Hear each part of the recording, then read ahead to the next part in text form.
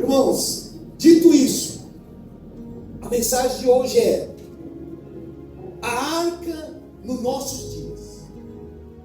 Eu dei um resumo aqui rápido para mostrar, para todo mundo memorizar o que nós falamos lá atrás, porque é de lá que a gente quer chegar aqui, né?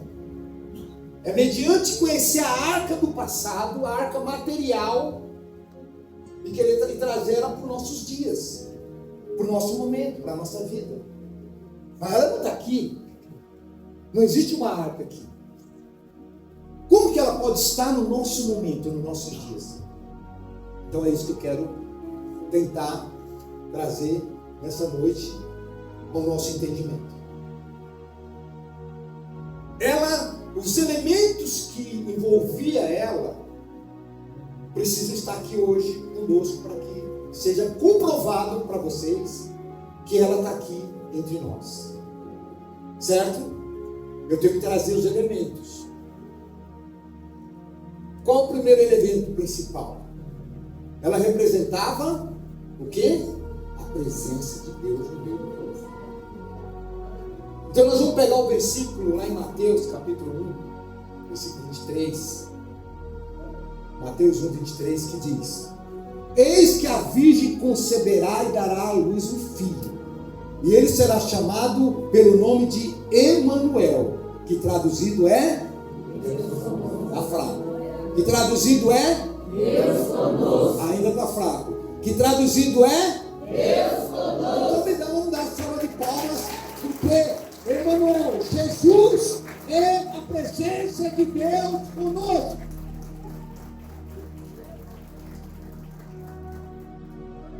Amém? Está aprovado ou precisa de mais argumento? Então eles tinham a arca como a presença de Deus na vida deles. E nós temos o que representa a presença de Deus conosco? Jesus Cristo. E onde está Jesus? Está lá na direita do Pai? Sim. Mas ao mesmo tempo ele está aqui também no nosso meio. Sabe por quê? Porque ele disse: onde estiver 2 ou 3 reunidos em meu nome, ali estarei eu no meio deles.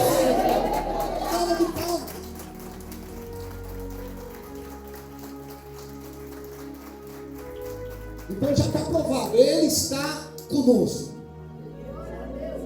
Jesus é a presença de Deus conosco.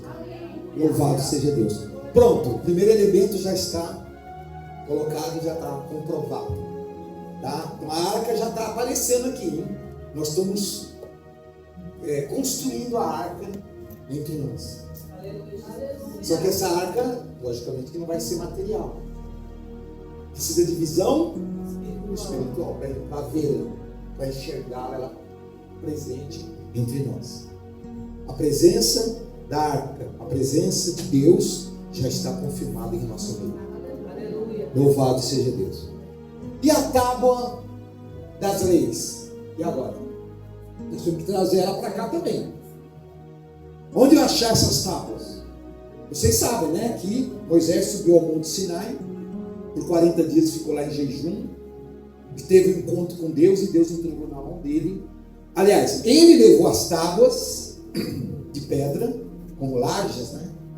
Ele levou, mas estavam elas sem escritura nenhuma, vazias. E lá no Monte Sinai, quando ele chegou lá no topo, que ele teve um encontro com o Senhor, ele colocou as tábuas no chão, e de repente, através de um poder sobrenatural, Deus vem e escreve nessas tábuas os 10 mandamentos. Diz: ó Moisés, está aí a minha lei. Desce, leva, coloca na arca e carrega essas tábuas dentro dessa arca para onde vocês forem. Onde vocês estiverem, ali tem que estar essas tábuas das leis. Bem, vamos ter que trazer para cá essas tábuas do nosso dia, do nosso momento. Nas tábuas estava escrito o quê? As leis de Deus, que representava, na verdade, a palavra de Deus, de uma forma ampla, completa. Amém, gente? Amém. Então eu vou pegar o versículo que garante que essas tábuas, ou que essas leis, ou que a palavra de Deus está no nosso meio. E não é pela Bíblia. Não é pela Bíblia. Talvez alguém pensou, olha, é o pastor falar a Bíblia, aí pronto. O segundo elemento já está aqui. Não, mas não pode ser material. Entendeu? Não pode ser material, tem que ser espiritual. Né?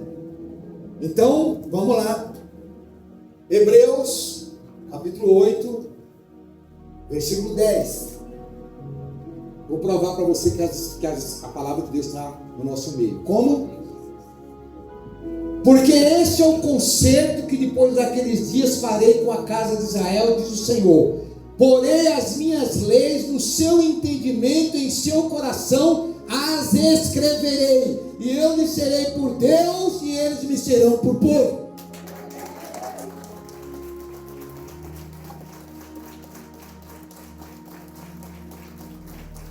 Eu vou ler de novo, porque acho que muita gente não entendeu. Vamos falar bem fraco ainda, você sabe? Porque os irmãos já se empolgaram aqui. Pelo amor de Deus, né, gente? É misericórdia. Vamos lá, onde estão essas leis? Onde elas estão? Vamos ler de novo? Eu falei que eu tenho que trazer ela para aqui, hoje, para estar no nosso meio, nos nossos dias. Nós temos que estar vivendo essas leis. Então, como está? Porque este é o concerto que depois daqueles dias farei com a casa de Israel, diz o Senhor. Porei as minhas leis no seu entendimento, em seu coração as escreverei, e eu lhes serei por Deus, e eles me serão por povo.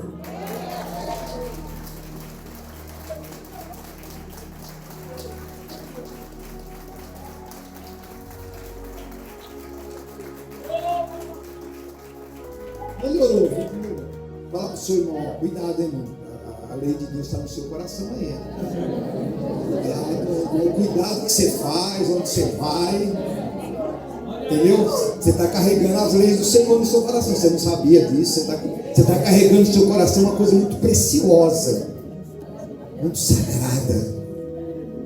Tudo era sagrado, né, irmãos? Imagina essa arca não podia nem tocar. Né? Quem assistiu a última pregação viu que um homem resolveu tocar sem permissão. Eu não vou falar o que aconteceu com eles, vocês lembram. Certo? Então olha bem como é sagrado isso. Então fala de novo para o seu irmão, não esqueça. Você carrega as leis de Deus no seu coração. Cuidado. Ela é valiosa, ela é sagrada. Porque está escrito no nosso coração.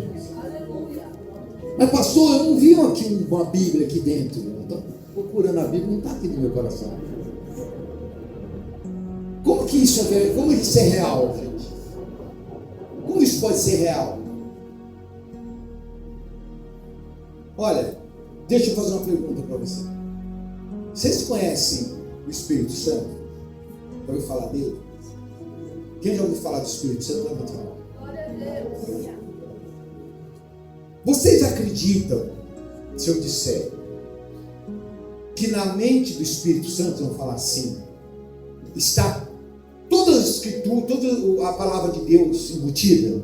Vocês acreditam nisso? Eu vou fazer a pergunta de novo, porque poucas pessoas responderam. Vou explicar de novo. Vocês conhecem o Espírito Santo? Sim. Sabe a capacidade dele, o poder que ele tem, né? Na verdade, ele é o próprio Deus. Né? Ele faz parte da divina trindade. O Pai, o Filho e o Espírito Santo.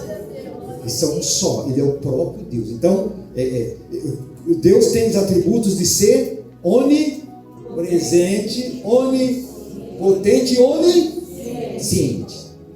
Ele tem ciência de tudo.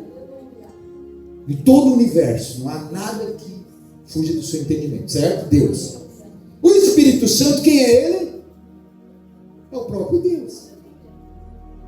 Na pessoa do Espírito Santo, mas é o próprio Deus. Então você acredita que o Espírito Santo tem embutido na sua mente, falar assim, né? Como dessa forma eu ia falar, toda a palavra de Deus? Sim. Completa, sem faltar um tio, uma vírgula, um ponto, um parágrafo, um acento. Certo? Você concorda? Você aceita? Levanta a sua mão se você aceita. Tá. Se você concorda, joia. Então agora eu posso te provar que a palavra de Deus inteira está escrita no seu coração. Sabe por quê? Onde que habita o Espírito Santo? Aonde? Está tão fraco que parece que responde com medo. Onde que o Espírito Santo habita? No nosso coração, gente. Por isso que a palavra de Deus completa está escrita no nosso coração através do Espírito Santo. Olha o Senhor. Forte, forte, forte, forte. Porque você é especial. Você é uma pessoa importante. Você é uma pessoa de valor. Você é uma pessoa valiosa. Você é uma pessoa que tem a presença de Deus dentro de você.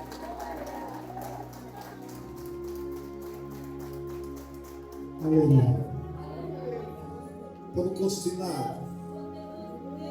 A arca já tem a presença de Deus através de Jesus.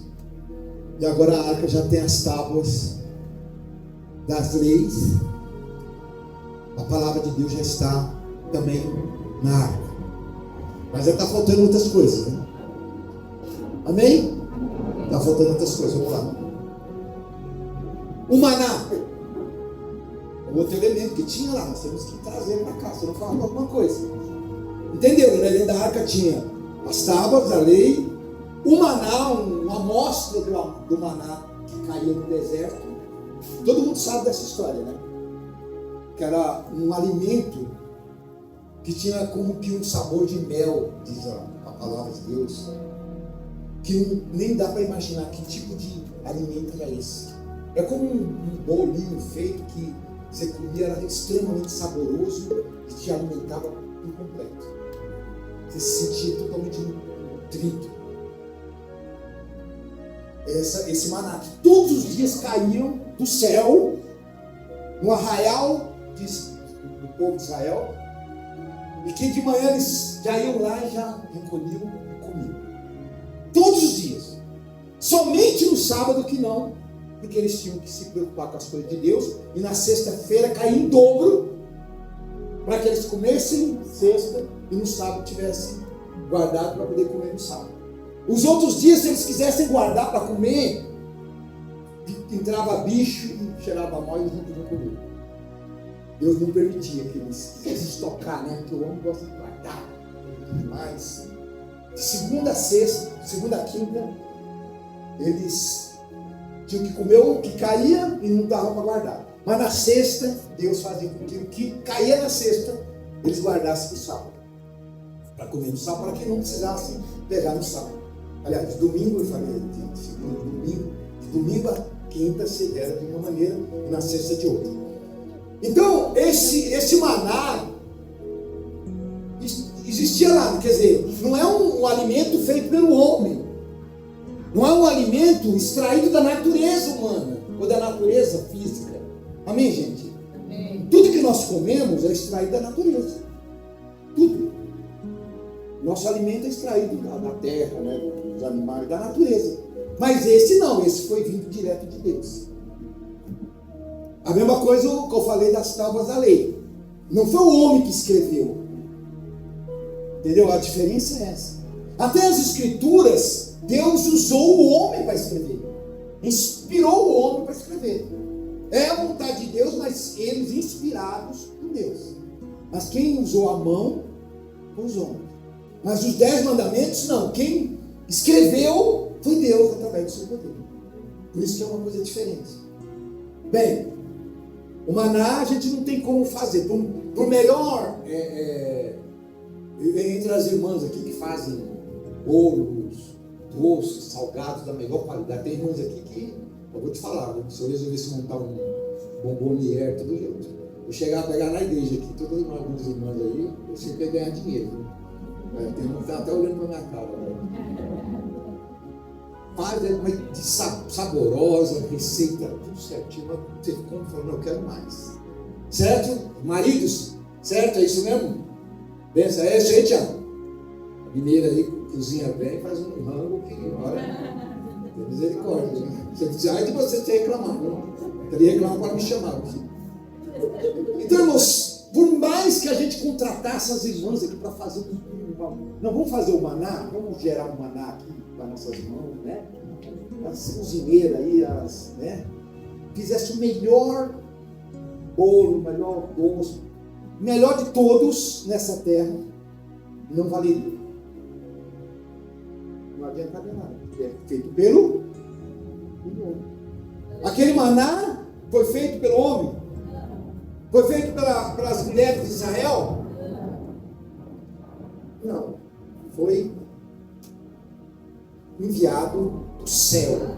E caía lá no meio do arraial de Israel. E ele dizia: olha que coisa tremenda, né? E agora? Onde nós vamos achar isso para poder colocar dentro dessa arca?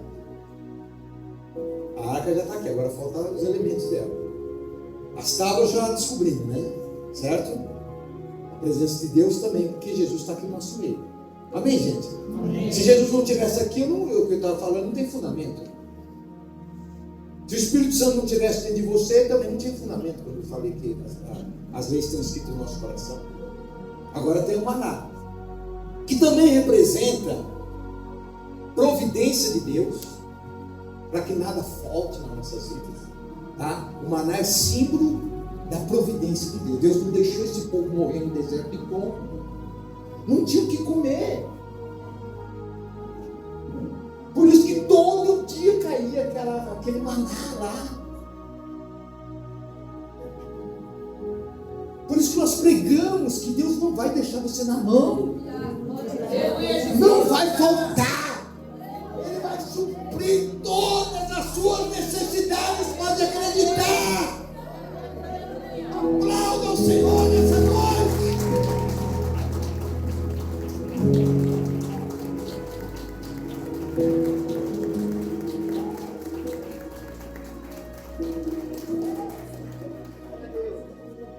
Então, alimento material a gente tem, mas não é esse que nós podemos trazer aqui e colocar dentro da água. Está faltando maná. Certo? Vocês entenderam? Então não adianta contratar nenhuma das irmãs para fazer. Não adianta pegar a melhor comida desse mundo e não vai resolver. Precisamos do maná. Vamos procurar o maná? Vamos? Vamos procurar o maná. O maná representa o pão, né? Como eu falei, o alimento.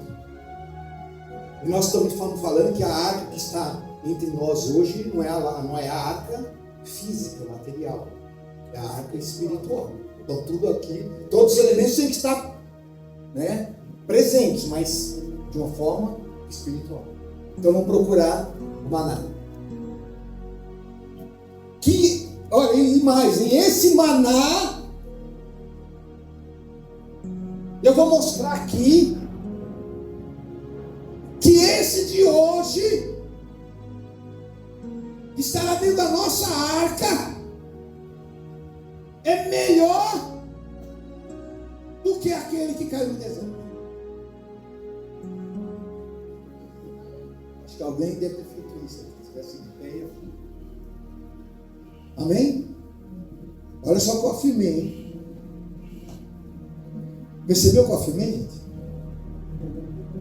Eu já estou dizendo que esse maná era algo que ninguém jamais viu. O sabor dele era algo imensurável.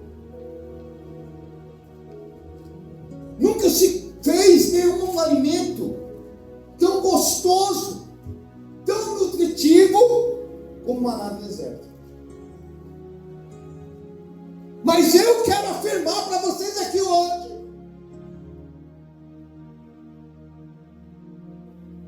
que esse alimento que nós temos que colocar na arca, que não pode ser feito por homens, e que não será o maná do deserto, porque também ele é físico, foi feito por milagre, mas ele se tornou físico, sólido para comer. Então há um maná melhor do que aquele também. que nós temos hoje para colocar na nossa arca? Vamos lá. Eu falei que é o pão, né? O pão representa alimento. Amém, gente? Amém. Tá. João 6, 31 a 35. Presta atenção. Nossos pais, não pula ainda não, tá? Nossos pais comeram maná do deserto, como está escrito. Deu-lhes a comer o pão do céu. Parou, calma. Agora já quer passar, calma aí. Segura seu dedo aí. Ó, eu falei do maná, não falei? João está falando do maná lá do deserto, tá lembrando? Já tinha passado, sim, sei lá, 2000 anos, sei lá. Também na época, mas ele lembrava, ele sabia, eles sabiam que lá atrás o povo de Deus sobreviveu no deserto por causa do maná que Deus desceu do céu para eles. E está aqui, ó. Nossos pais comeram o maná no deserto. Bem, nada diferente do que eu já falei. Porque ele diz, como está escrito, deu-lhes a comer o pão do céu. E era o que eles diziam. Ficou escrito nas escrituras do Velho Testamento.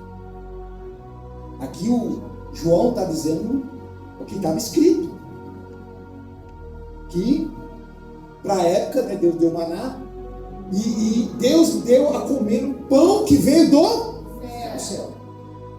Não era feito por mãos de Deus. Amém? Por que ele está lembrando disso? Nós vamos agora entender. Tá? Porque ele quer argumentar mediante lembrar do que aconteceu no deserto. Para nós chegar onde nós queremos chegar. Vamos lá, próximo versículo.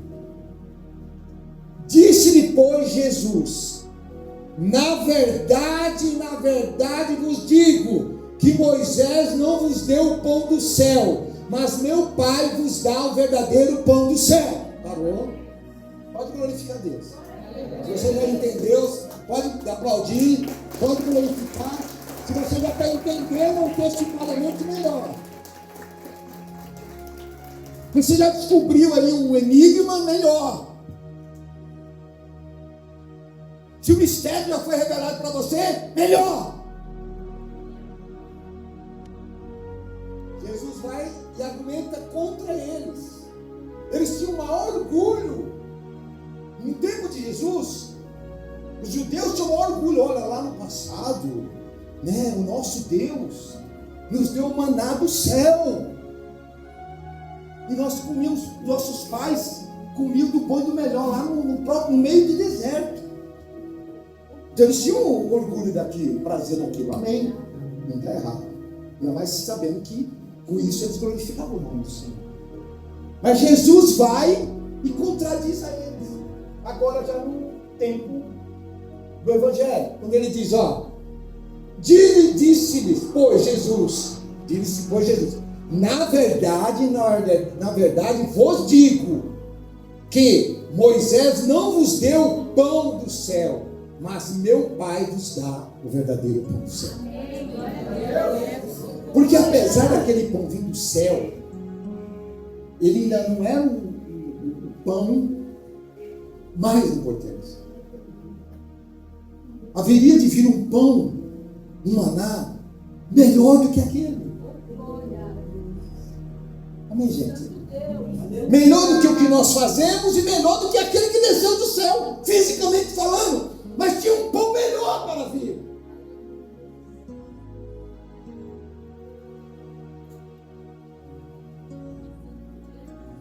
Jesus está nos mostrando aqui que pão é esse.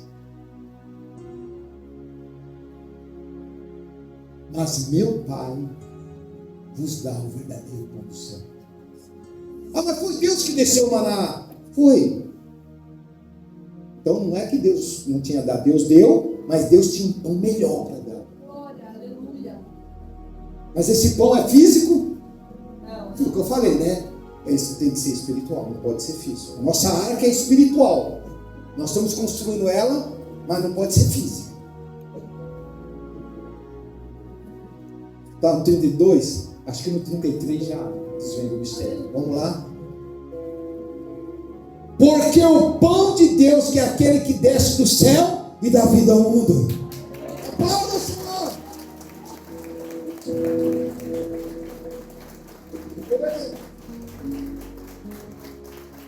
Agora está ficando fácil.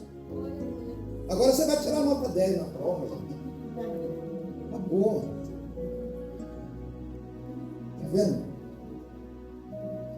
O pão verdadeiro. Nem eles tiveram, né, o privilégio. Foi bem saber cair aquele pão do céu, foi um milagre maravilhoso. Gostoso o pão, delícia. Mas ainda não era o pão melhor, mais importante. Ele se ficou reservado para nós. Olha que maravilha. Coisa, né? Eles estavam lá lutando no deserto, sofrendo. Mas quem está sendo o privilégio de ter esse pão foi a era cristã. Né? Desde a era cristã, esse pão foi dado por Deus. E até hoje está sendo entregue em nossas mãos. Os irmãos veem que até a Santa Ceia tem interligada nisso também. Às vezes a gente não entende o que é Santa Ceia, né? O pessoal não consegue. Mas você vai fazendo a conexão. É impressionante, gente. A gente começa a estudar a palavra de Deus, não precisa nem fazer muito esforço para conectar as coisas. O velho com o novo, com isso, com o fim, com o meio.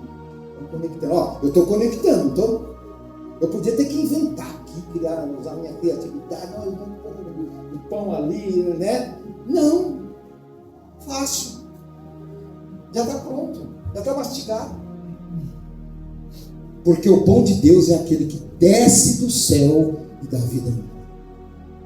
Esse é o pão melhor. Esse que nós queremos colocar dentro da nossa arca nessa noite. Próximo, vamos ver se já fica mais claro ainda. Aí alguém diz: Senhor, dá-nos desse pão. Essa pessoa entendeu que esse pão era melhor. Provavelmente era mais gostoso. Alguém pediu: Senhor, dá-me desse pão. Eu quero ele para mim. Eu acho que eu e você faria a mesma coisa. Se o pão lá do deserto era bom, agora ele tem um pão melhor. Senhor, dá para mim logo. Quem que é o pão do céu? Levanta a mão.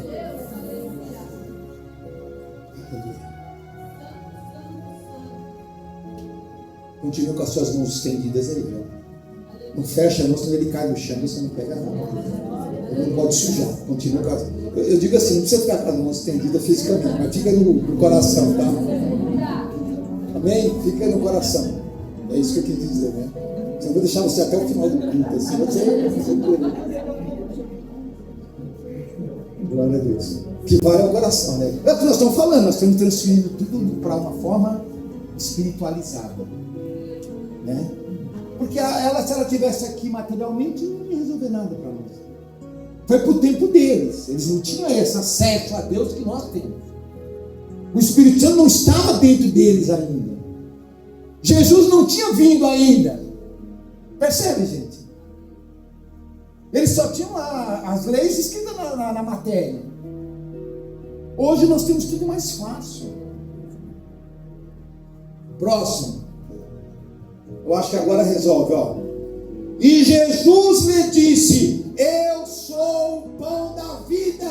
Aquele que vem a mim não terá fome, e quem crê em mim nunca terá sede. Que os aplausos sejam mais fortes.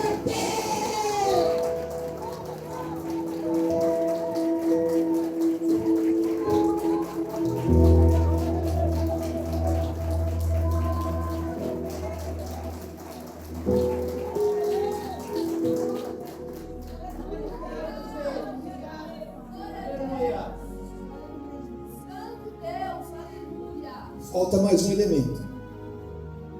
É difícil um pouco, né? Essa vara que Arão andava com ela. Arão não está aqui para trazer a vara para a gente poder usar. Então o negócio apertou. Só falta ela. Só falta esse elemento para a arca ficar completa. O que aconteceu lá com a vara? Por que essa vara foi colocada lá dentro? Uma coisa assim parecia tão obsoleta. Bem, eu falei que foi uma forma de Deus mostrar que Ele era com Arão, com Moisés, e que tudo que estava sendo feito era pela sua vontade, que ninguém podia questionar. Foi um problema que havia uma certa rebelião lá, e que por isso causou esse problema, e Deus mandou reunir todo mundo, e mandou todo mundo jogar suas varas no chão. Todos jogaram a vara seca, a vara ficou lá seca do mesmo jeito. Mas quando Arão jogou a vara dele, aquele galho seco, que servia só para cabocar alguma coisa, né, abrir caminho no mato, de repente, aquela vara começou a brotar, um verdinho nas partes dela, na parede dela. Foi crescendo. Formou galhos, formou folhas, gerou flores, ainda deu frutos, amêndoas. E assim Deus provou que eles eram com Arão. E o povo todo se rendeu a eles e passou a obedecer de verdade. Nisso, irmão, não vamos entrar nessa questão da obediência, que nós sabemos que nós temos que obedecer. Mas essa parte tem também como representação principal, sabe o quê? O poder de Deus. O poder sobrenatural de Deus. O poder de fazer milagre. Porque o que aconteceu ali à vista de todos foi um grande milagre. E agora temos que incluir o poder, o milagre dentro dessa arca. A vara representava esse poder, esse milagre. Uma vara seca, que só servia para anunciar algumas coisas. Se quebrasse, jogava no lixo, colocava no fogo, não servia para mais nada. Se transformou num galho que floresceu e dava frutos. Onde está esse poder? E pegar uma vara seca e fazer ela florescer. Cadê esse poder? Só falta esse elemento para a nossa arca. Vamos usar 3 versículos aqui. Porque a vara seca representa algo morto, inútil. Foi extraído da árvore, foi cortado, foi tirado o excesso e passou a servir como uma vara, como instrumento do dia a dia. Mas que não tinha vida alguma. Era algo morto que só funcionava quando alguém pegava e manuseava. Uma vara seca, morta, acabada, que não tinha mais sentido. Como esse poder poderia fazer nos dias de hoje? Então vamos lá, vamos para esses 3 versículos. Através deles fica isso muito bem claro. Onde está esse poder que nessa arca se manifesta? Mateus 11, 28 a 30. Começa por aí. Olha só. Vinde a mim, todos os que estáis cansados e oprimidos, e eu vos aliviarei. Continuando. Tomai sobre vós o meu jugo e aprendei de mim, que sou manso e humilde de coração, e encontrarei descanso para a vossa alma. Já imaginou você como uma vara seca? Sem esperança para mais nada na sua vida, desanimado de tudo, sem perspectiva nenhuma, sem vida. Muitas vezes se encontram assim as pessoas, aliás, no geral assim se encontram as pessoas. vara seca, que não tem mais vida, que não tem mais esperança. Mas há um poder maior que pode transformar essa vara seca numa vara que possa florescer, que possa ter vida, que possa dar frutos. E aquele que pode fazer isso, esse poder está nas mãos dessa pessoa, da qual nós já incluímos aqui na nossa arca. Ele já está aqui, ele traz a presença de Deus, mas não só a presença de Deus, porque se for só a presença de Deus, e daí? Muito legal termos a presença do Senhor, né? Mas se nada acontecer na nossa vida, do que adianta? Mas a presença dele faz com que emane entre nós um poder sobrenatural de transformar, de libertar, de curar, de fazer de algo que parece morto passar a ter vida novamente.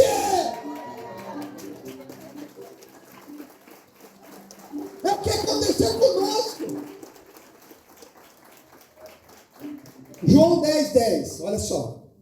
Vida, nós precisamos de vida. Não vida de só estar vivos aqui, mas mortos em alma, em sentimento, em pensamento. Mas nós temos que ter vida verdadeira. O ladrão não vem senão a roubar, matar, destruir. Eu vim para que tenham vida e a tenham com abundância. Aplauda o Senhor. Recebe vida, recebe força, recebe vida para você deixar de ser uma vara seca e passar a florescer. Versículo 11:25, João 11:25. Mais um, para ir confirmando a presença desse poder em nossas vidas. Disse-lhe Jesus: eu sou a ressurreição e a vida. Quem crê em mim, ainda que esteja morto, viverá.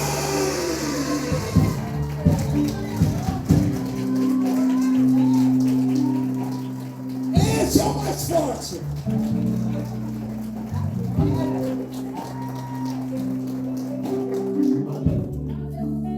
De fazer a vara seca florescer já está na arca.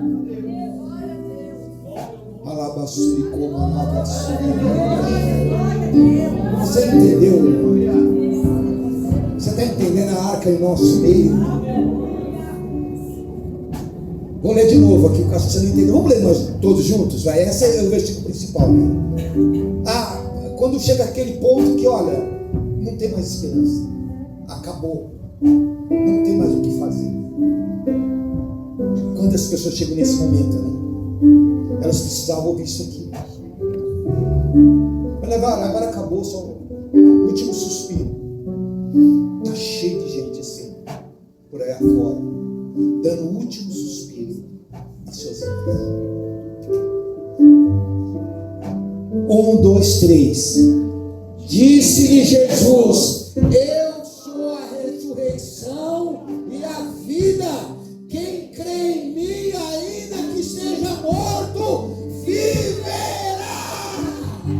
Recebe essa palavra. Recebe em seu coração.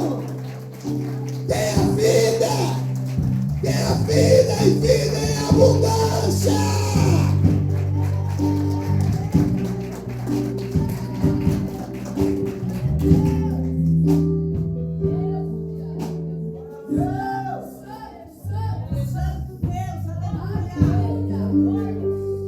Mas sabe o que Jesus fez? Ele é o elemento principal dessa arca, certo? Ele traz a presença de Deus e ele é esse poder. E a lei está escrita no nosso coração. Nós já temos uma participação aí, não temos? Nós temos uma parceria com ele dentro dessa arca. Você não percebeu isso? Essa arca é formada pela presença do Senhor Jesus.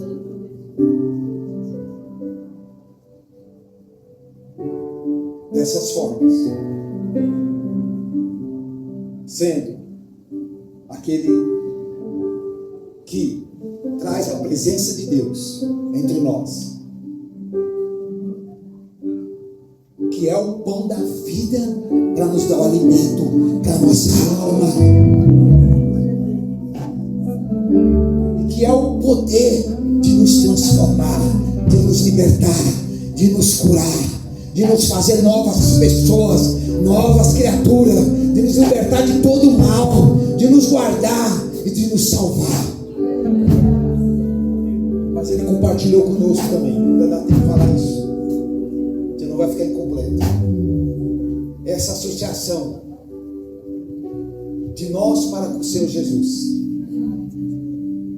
Há uma associação aí que Ele fez, Ele permitiu que fosse assim. Mateus 16, 18 a 19, Jesus fala com Pedro, o representante da igreja naquele momento, o representante dos irmãos, quando ele diz: olha, pois também eu te digo que tu és Pedro, e sobre essa pedra edificarei a minha igreja, e as portas do inferno não prevalecerão contra ela. Amém, gente? Não, vocês não entenderam, né? Vocês ficaram na versão feminina, né? Amém? Ele compartilhou esse poder com nós, criando essa igreja. Nós somos a igreja do Senhor. Fala para o seu irmão: você é a igreja do Senhor, irmão. Você é a igreja do Senhor.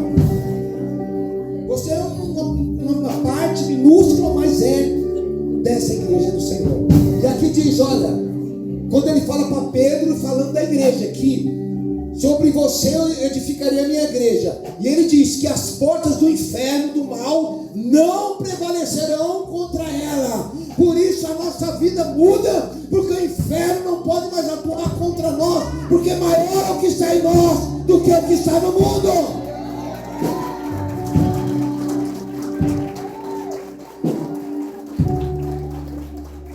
Você ainda tem dúvida? Marcos capítulo 16, versículo 17 e 18, preste bem atenção o que Deus tem para com você, o que Deus colocou nas suas mãos, na sua vida. Veja bem, ó: e estes sinais seguirão os que crerem, em meu nome expulsarão os demônios, falarão novas línguas, pegarão nas serpentes, e se beberem alguma coisa mortífera não lhes fará dano algum, e imporão a mão sobre os enfermos e os curarão. Jesus é você. Esse poder está sobre a sua vida.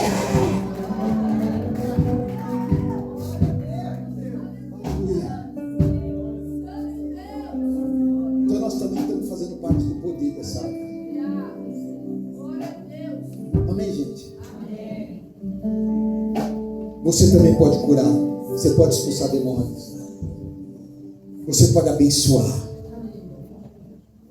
Porque há poder nas suas palavras, há poder na sua vida, porque você faz parte dessa arca poderosa e trazer só vitória para o povo de Israel. A arca nós já concluímos aqui. A conclusão final, sabe qual é? Qual é a arca dos nossos dias? É feita através de uma equação matemática. A arca dos nossos dias, eu provei aqui, fui falando passo a passo. A arca dos nossos dias, sabe o que é? Somando tudo, é Jesus mais a... Nem sabe, meu Deus do céu, por tudo que eu falei. Gente, pelo amor de Deus. Qual é a equação? Essa arca que eu estou falando, ela está construída aqui já hoje, espiritualmente falando. E qual é a base da formação dela? Jesus mais a igreja. Não tão baixinho, ele está com medo de falar. Jesus mais a igreja. Vamos lá. 1, 2, 3. Jesus mais a igreja. Vamos aplaudir ao Senhor. Porque a arca do Senhor hoje é a igreja junto com o Senhor Jesus presente na vida dela. Aplauda mais forte, irmão. Aplauda mais forte.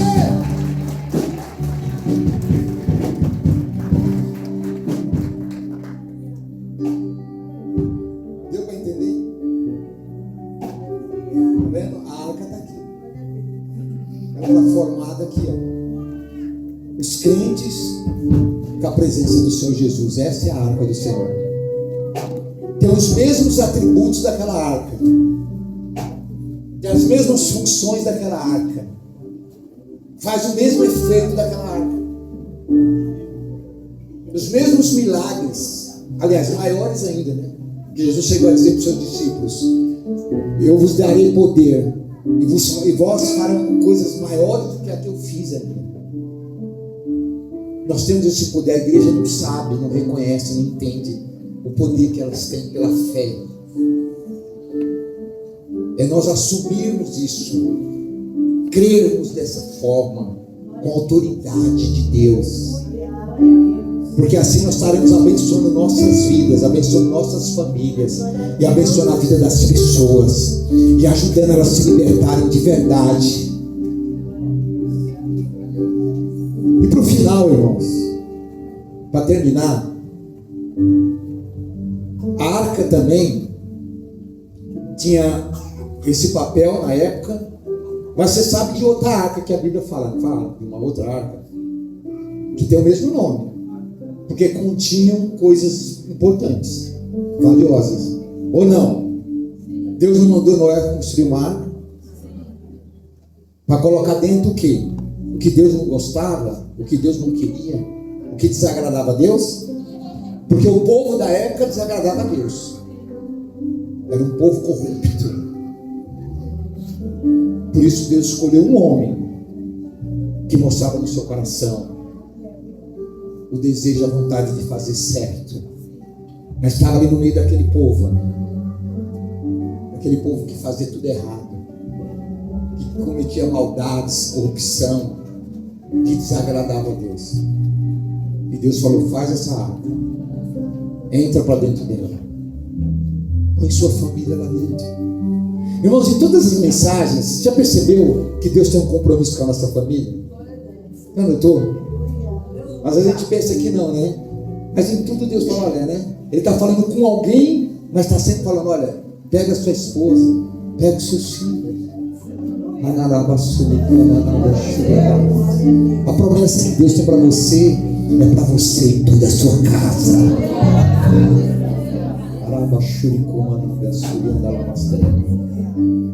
Aquela arca foi colocada dentro de tudo que tinha de valor, porque foi o que sobrou, né? O resto ficou tudo lá. O dilúvio exterminou tudo. Mas aquele que Deus entendia que era mais importante, mais valioso, Ele mandou colocar dentro da arca. Fechou. 40 dias de... Os irmãos viram aí os ciclones da vida aí, né? Tudo mais. Imagina cair o dilúvio. Veio o dilúvio. Aquela arca ficou navegando no meio das águas. 40 dias. Tudo foi exterminado. Nada permaneceu. Fauna, flora, homens, tudo acabou naqueles 40 dias. Mas Deus separou o melhor para ele. Esse mundo um dia vai acabar, gente. Mas Deus está querendo separar o melhor para ele. E o melhor que Ele tem nessa terra é a sua igreja, é o seu povo que está na sua presença, que permanece na sua presença.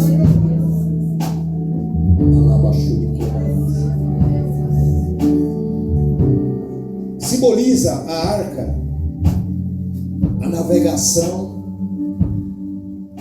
que fez com que eles se salvassem de tudo aquilo, até que chegou a terra firme e eles voltaram para o lugar da qual Deus tinha preparado para eles. Nós, irmãos, somos uma arca navegando nas águas do mar da vida. Lá fora das pessoas tudo se afogando, se acabando, mas o Senhor nos colocou dentro da arca, nos separou, nos reservou, está fazendo que essa arca navegue até que chegue a prometida espiritual, até que chegue a terra firme espiritual, que é os céus, que é a nossa salvação, que é a vida eterna, para vivermos com Ele para sempre, sem sofrimento, sem dor, sem choro, sem morte, mas vivendo agora no gozo eterno na presença de Deus. Vamos aplaudir o Senhor bem forte, que a arca do Senhor esteja vivendo em nosso meio, em nome de Jesus.